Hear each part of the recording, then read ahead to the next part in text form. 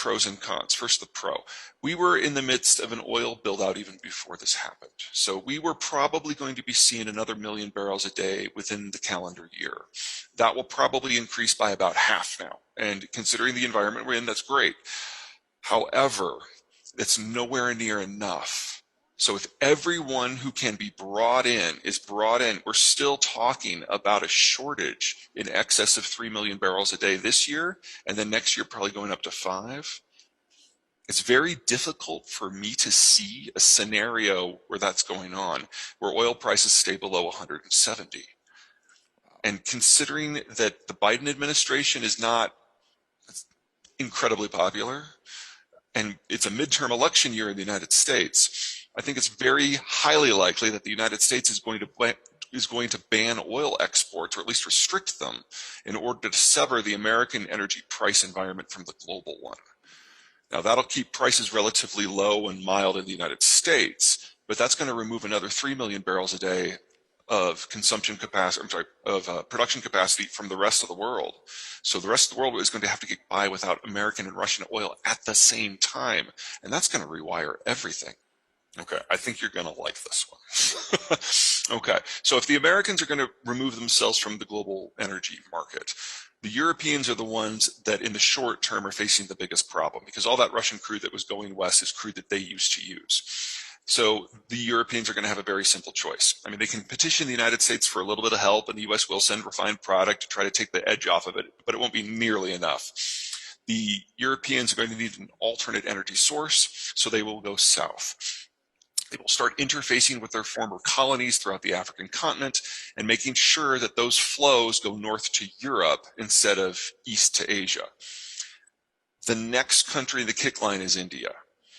If there's minimal Russian crude and minimal African crude and minimal North American crude, all of a sudden India is looking at a global shortage that is greater than total Indian production. But India is the closest major country to the Persian Gulf. And any tankers that leave the Persian Gulf have to sail by India to get to East Asia. In that environment, India is the only country in the world with the military, economic, and political capacity to interface with the Persian Gulf from a point of strength. So I think it's going to be very easy and very necessary for India to go to Kuwait and the Emiratis and the Saudis and arrange a direct transfer deal. So prices will probably be uncomfortably high. That's going to be unavoidable, but you're not going to have a problem with actual supply. That's going to be for countries further east. Because if you remove all this oil from the market, then the entirety of the shortage falls to the last country in line, and that's China. We may be in China's last year as a manufacturing power already. Because if they can't keep the lights on, nothing else matters. So that's quite a dire situation that you're talking from the point of view of China. One last question, just to wrap up, and this is something that, let's hope he has positive things to say, and whatever he says negative doesn't come true. But that's not been the record this man has had. So you're talking about a damaged Russian crude infrastructure, disruption in Ukraine and Russia, wheat and agriculture supplies, dysfunctional Kazakh sources also, you said it goes through Russia, oil at abnormally high levels, and this plus post-QE inflation hitting hard, China shutting down cities now for the COVID waves. This is the present to the next few months. Add to that the not so rosy situation that it's not going to be May 9th, it's going to be a long time after that the Russian push will continue, and it probably will come to a place where by June or so, or July probably, the Russian pipes start cracking, bursting, and then they are in a absolute desperate situation. On top of that, I'll go back to your last time's prediction that the baby boomer generation retires this year in the United States at the average age of 70, and by 2022 end, you said most people will be in conserving mode, out of spending out of pension than out of earnings. So we're basically going to face a serious situation here sometime in the middle of 2022 onwards. And if the least that could be done was to get the oil thing back to current situation, that itself, you said, technically will take between a year to two. So you're going to be seeing a very, very bleak situation over the next 2 to 3 years.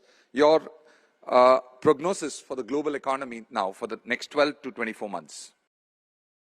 The global economy is going to be in recession, maybe even depression.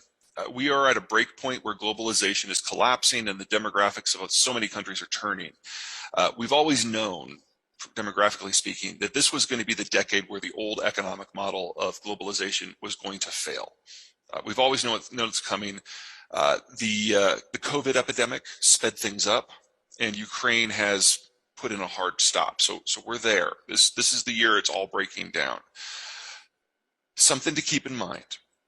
When the Americans created globalization, it was done as a bribe. We were trying to convince countries to join us against the Soviets. So you can participate in any supply chain, participate in manufacturing, access any market, access our market, if in exchange you ally with us against the Soviets. India didn't join.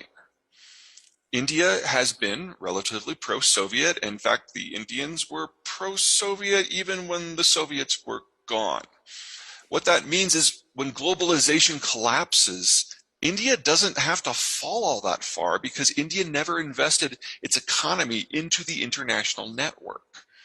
And since you have functional boycotts, not the word, since you have functional control, if you want it, over who gets Persian Gulf energy, India is going to suffer, yes, unavoidable. You may not have invested your entire economy in it, but there's no way that you can break the imports and the export system of the world without feeling something. That goes for the US too. But India is going to hold the control to the gates of the Persian Gulf. And to think that India won't take advantage of that and get some benefits from that, I think is being very, very creative. So we're all going to have to learn to think a little bit differently in this world we're evolving into. But India is one of a half a dozen countries in the world that is actually reasonably well set up, not for the current age, but for what's coming. And every competitor you have is on the other side of that ledger.